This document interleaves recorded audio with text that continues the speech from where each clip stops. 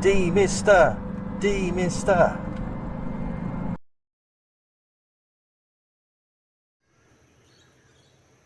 It's not even 5 o'clock on a Saturday, but it is time to get this baby out from her hiding spot where she's been for probably 3 weeks now and go to Cars and Coffee. First thing I have to do is remove the anti-bird pooing, nesting, sitting socks.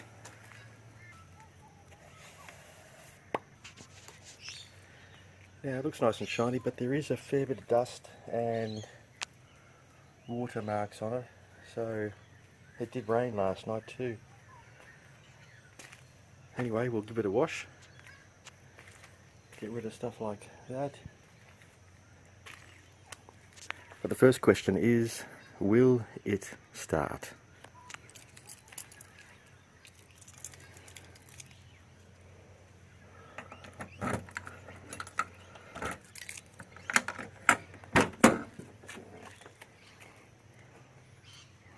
Here we go to find out.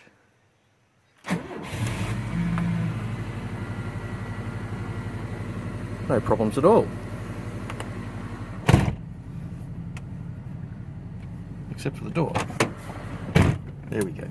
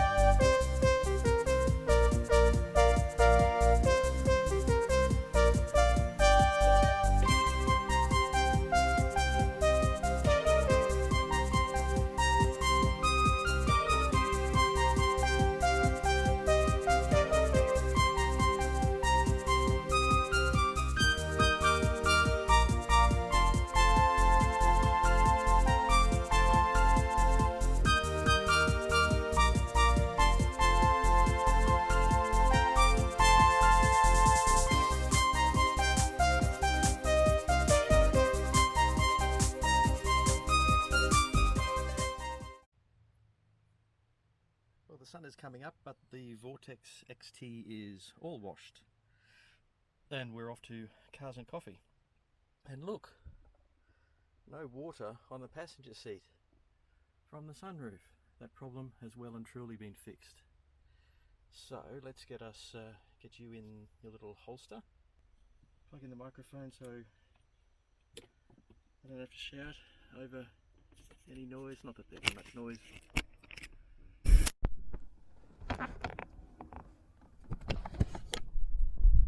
Microphone is in.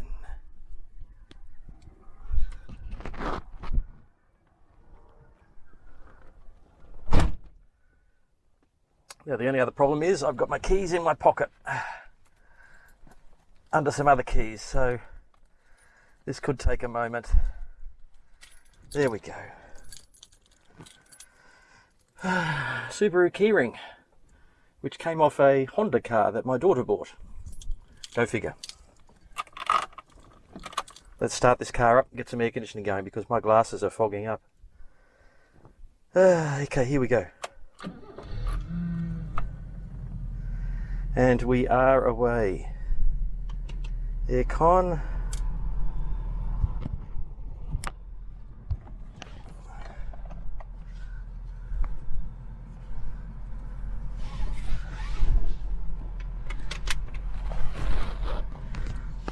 Right,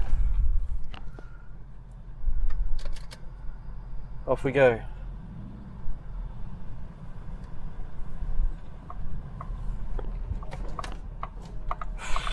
good to have that aircon. Very good.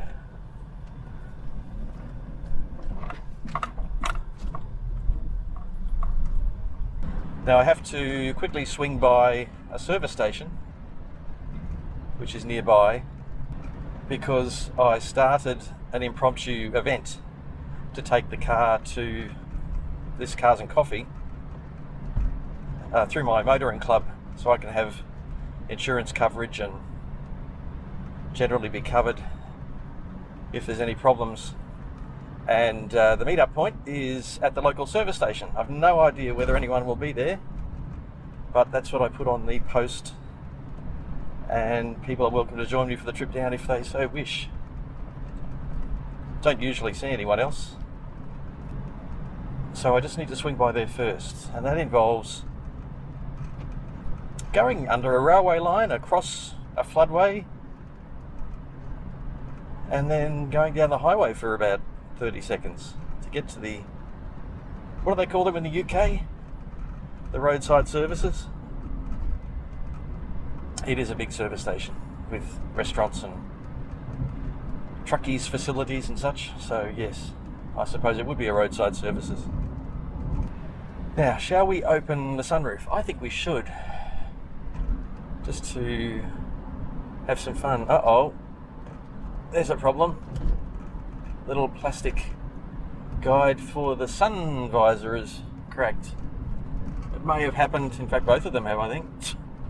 Oops, I'll have to look into that. The roof lining did have to come out to cure some rust around the passenger sides of the sunroof. So, brittle plastics, I suppose there's not much you can do about it.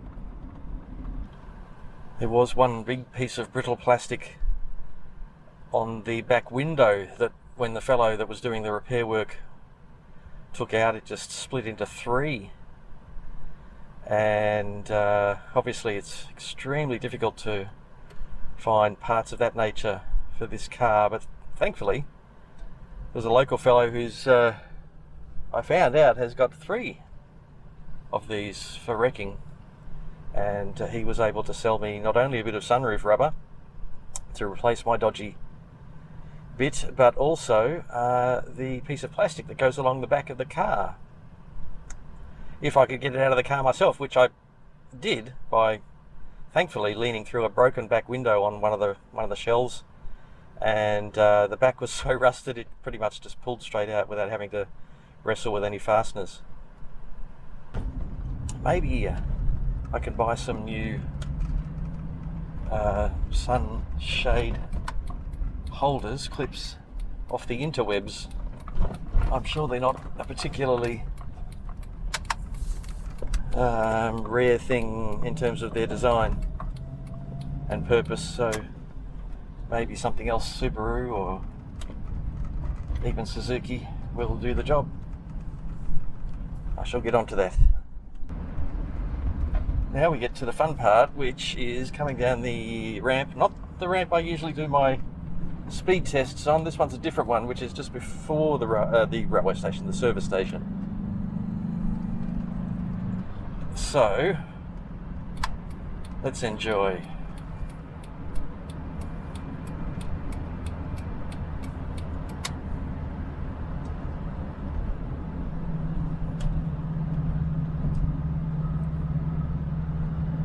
Just starting to squeal, the tyres.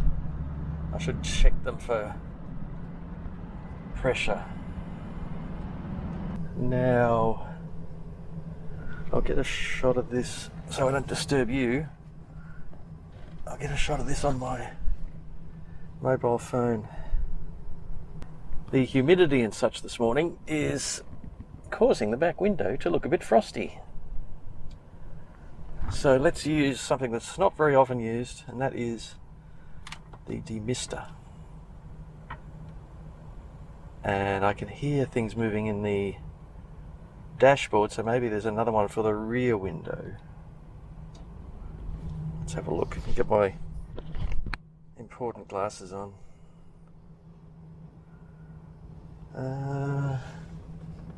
Aha! With that one. Square means back. And now, little emblem has gone on the dash saying you've got the back one on. So I'll put this, of course, this is the one that you just do for your regular use. So I'll put that back on face. I can hear things moving around in the dash again, and the wind is back. And I'll let this one do its work. Let's see if it's working.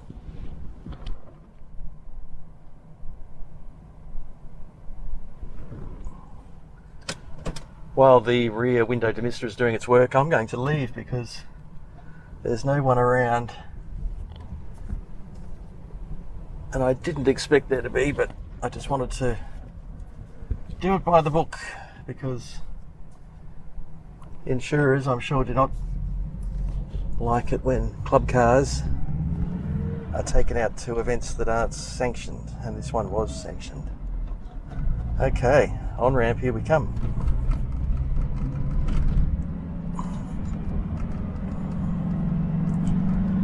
And the back window is starting to clean up.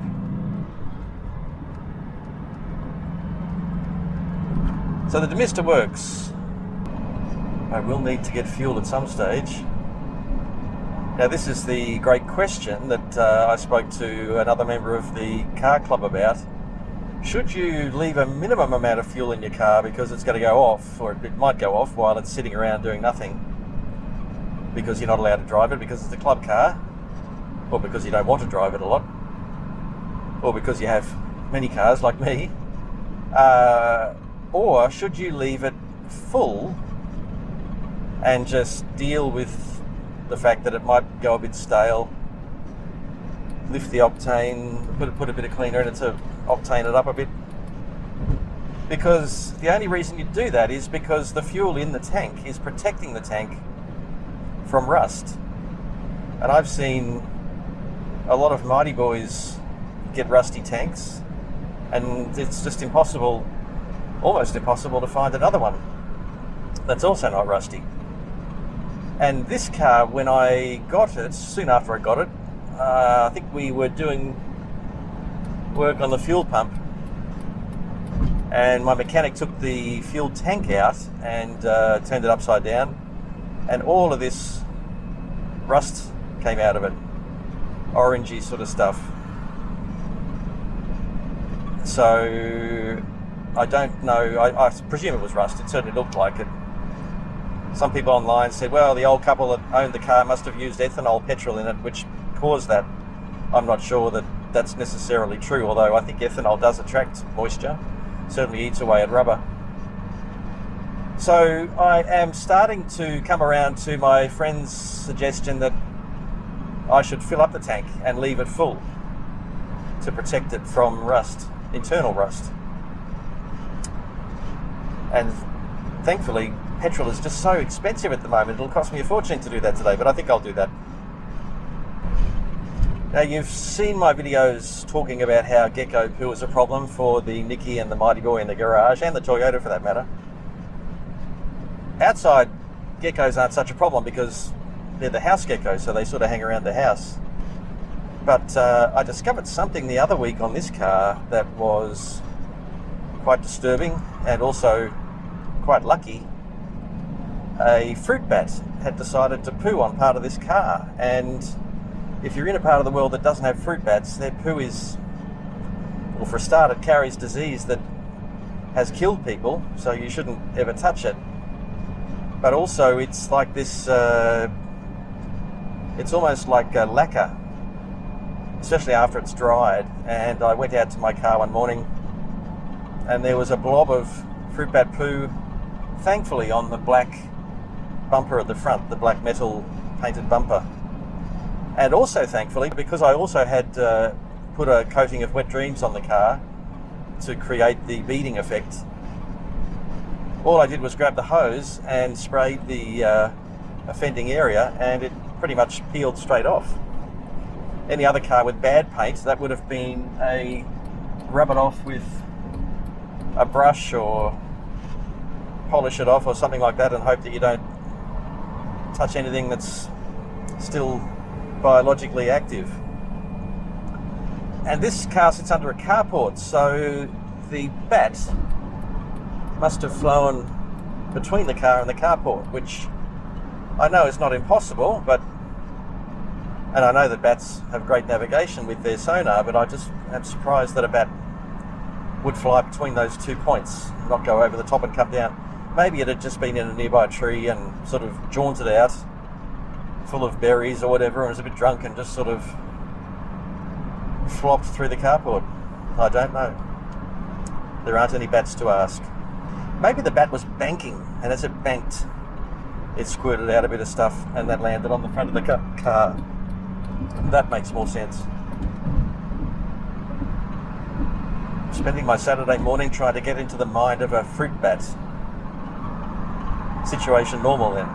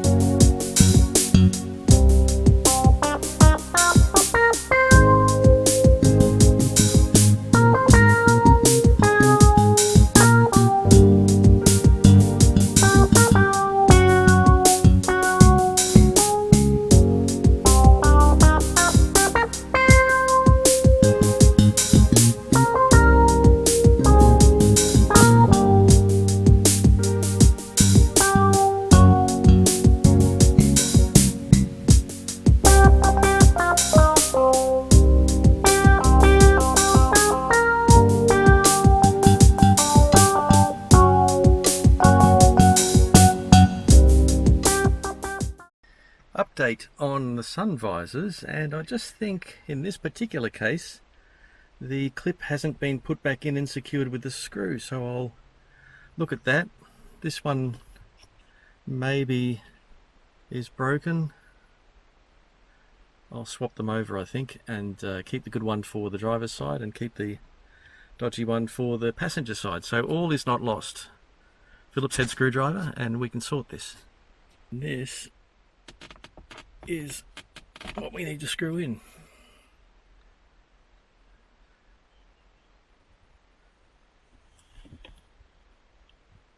So some sort of washer should fix that. Well, this should do the trick for that one side that's the mount is still together. It's just a bit eaten out at the back where it screws in, which allows the screw to go straight through. So this washer hopefully should hold it all in place. It doesn't need to be put in that tightly, because it's only holding the sun visor in place, and I never remove them from their holsters anyway. So let's give that a go.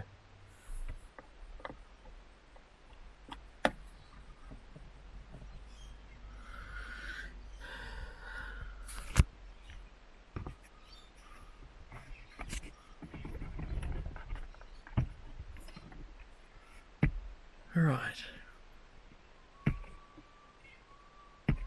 Problem seemingly solved. Now this side, I think I will just super glue the two bits of the mount back together.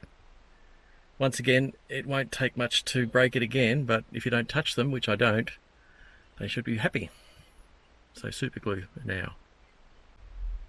Right, super glue to the rescue hopefully. I shall put some on the edge of that and then push it up against that. Hopefully it should grip, and then continue to hold things in place. And while I'm at it, I'll also super glue that bit of trim that's cracked I've already done a bit over on this side. Not particularly well, but adequate. This side is sporting quite a few cracks, but those top ones I don't think I can really do much about, but this one I sure can, because then it drops down on the bottom. So, here we go. 58, 59, 1 minute. I'm going to let it go now and see if it holds. And no, it doesn't. Well, that's great. I might have to put some more around the back. Well, a bit of glue on the back has made it stick into position. So hopefully sticking at the back and then sticking at the front, because it's stuck on at the back, will make it all bond. I'll leave it till next time I'm driving and see how it goes. I'll just leave the visor over there to remind me to check it. Anyway, so now we have this bit down here, which hopefully can be made happy.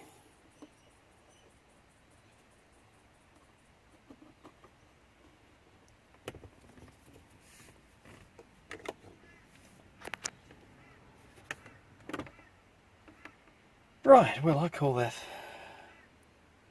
super glue success, I think. Just make sure it squeezes together. That will dry and set. Once again, I'll check that next time I'm in here, but at least the bottom of the trim is now not threatening to fall away, even if the top is looking very unhappy.